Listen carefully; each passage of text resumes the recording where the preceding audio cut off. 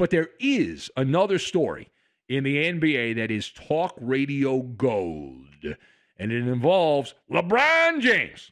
Now, LeBron didn't play. There was no Laker game in the last 24 hours here to discuss, but he was involved in a central story. He was able to avoid any punishment. We mentioned this in a previous episode of the show for violating the NBA health and safety protocols.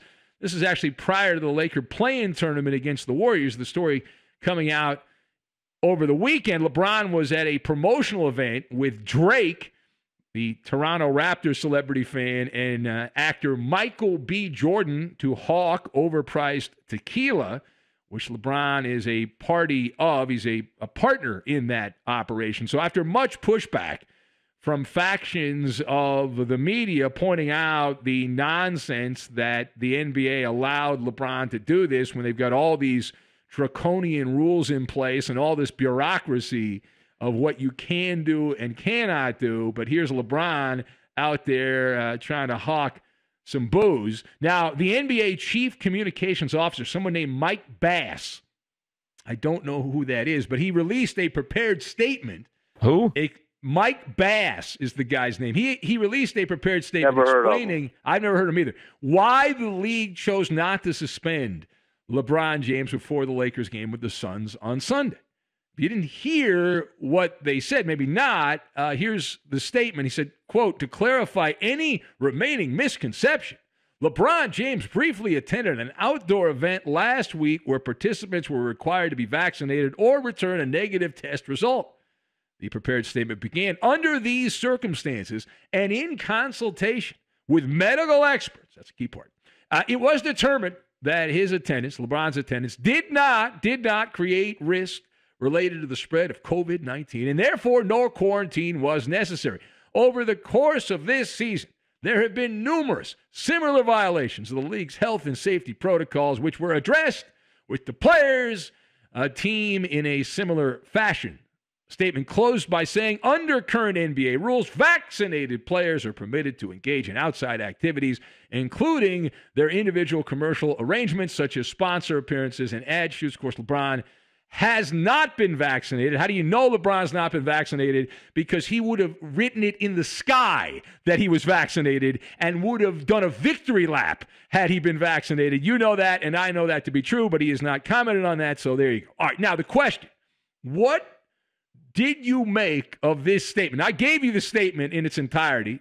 Probably shouldn't have done that, but I gave you the statement from the NBA. What do you make of the NBA's statement on LeBron James not being punished? Not being punished. So it's obviously a waste of time. My thoughts on this, you've got Rumpelstiltskin, Puppeteer, and Tinseltown. And we will tie all of these things together into a passable MALLER monologue. Remember, the person that finishes at the bottom of medical school but graduates, they still call doctor. Now, you got to love the fact that the NBA is even bothering to address this, right? Because a couple of things. They should have just issued a 5-word statement. It was a very wordy statement by the NBA. Here's what should have been done. It should have read, "LeBron has his own rules. Period. Stop." That's it. Right? That's it. LeBron has his own rules. Those are the 5 words that should have been said. Instead, they're trying to manipulate the story with damage control, and it's laughable, right? This statement issued about LeBron James, it came from the desk of Rumpelstiltskin, right? The NBA working to turn straw into gold by the morning. It's a total joke. It's farcical, as Al Michaels would say.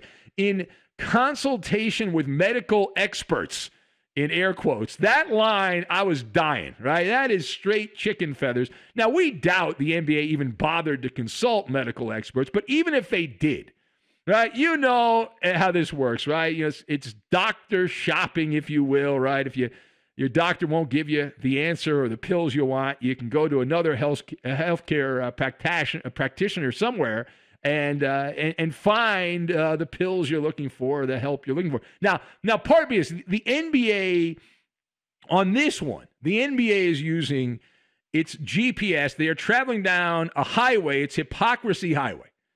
LeBron James is working as the puppeteer.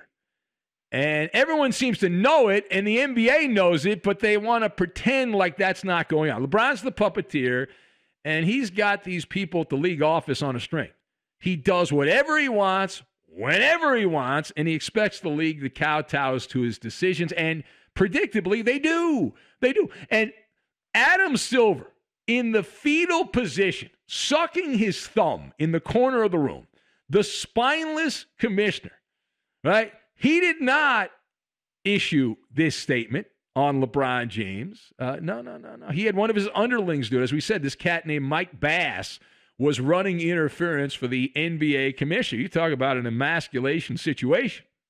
I mean, the NBA has been very clear throughout the COVID year and a half, whatever it's been now, that the players are allowed, what they're allowed to do, what they're not allowed to do, this, that, and the other thing, even as things are winding down, and we hope they do wind down. I look forward to a time where I live, everything will be open up, where you live, everything will be open up, and we're getting close to that point if it's not already there where you are. But the NBA is continuing to maintain these rules and regulations. Example, I watched NBA playoff games, saw a bunch of people on the bench wearing masks, but yet most NBA players have been vaccinated, but they are still putting on a show for the cameras. Now, James Harden and Kyrie Irving, they were both dinged. They're headliners, and there have been others, but those are examples early in the year for violating the COVID rules. They were each fined. LeBron did not even get a rebuke from the NBA. Forget a fine. He didn't get a rebuke, so there's a double standard in play here. And as Charles Barkley said, and we've talked about this many, many times, that the NBA doesn't have the balls to suspend LeBron James. If this was a nobody, then he would have been put in health and safety protocols. And there are rules for everyone, and then there's rules for the upper crust. And LeBron's at the very top of that. Now, the last word here, the other thing that stands out about what is really a cautionary tale about LeBron James, it shows you his priorities have changed. This is not the guy that used to, in Cleveland, put up a big show about how, he was really locked in for the playoffs. Now it's Tinseltown LeBron, right? For years with the Cavaliers, it was as reliable as the Swallows returning to Capistrano. LeBron would scream and shout, "It's time for 0 dark 30."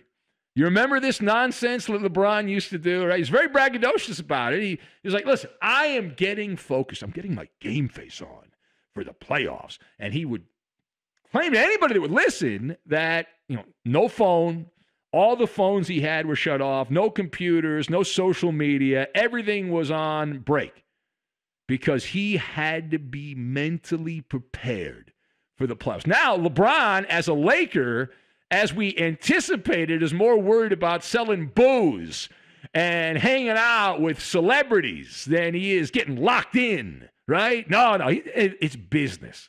It's business. Le Flop has the referees mesmerized during games, and the league office is in his back pocket. I don't know how he's able to sit down because the league office is right there in the man's back pocket.